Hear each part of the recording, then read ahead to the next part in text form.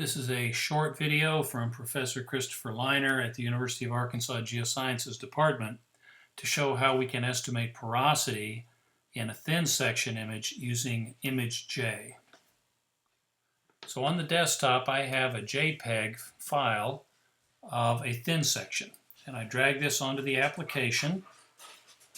Here it is. And here is the thin section.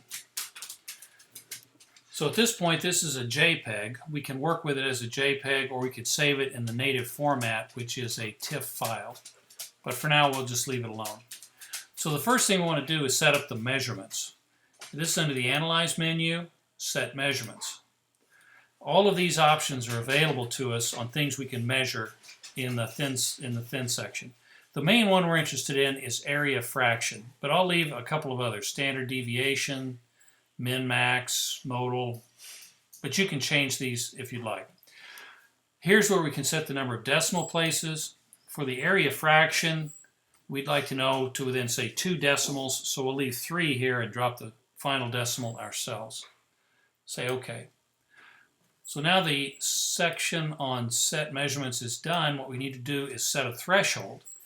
We will assume that the white areas here are porosity, and we know that from the way we prepared the sample. So now under Image, Adjust Threshold, we see this pop up. And here we have a histogram. We can control it with sliders. So we want to set it to where just the white area is red. And now let's just say that that's a good setting. Judgment call here. Once we've done that, then we can say Analyze, Measure.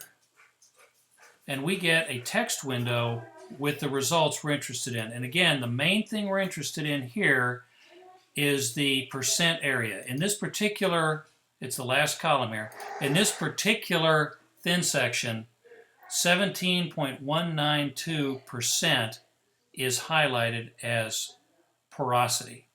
So depending on our choice, we might round this off to 17.2, for example. And that's it.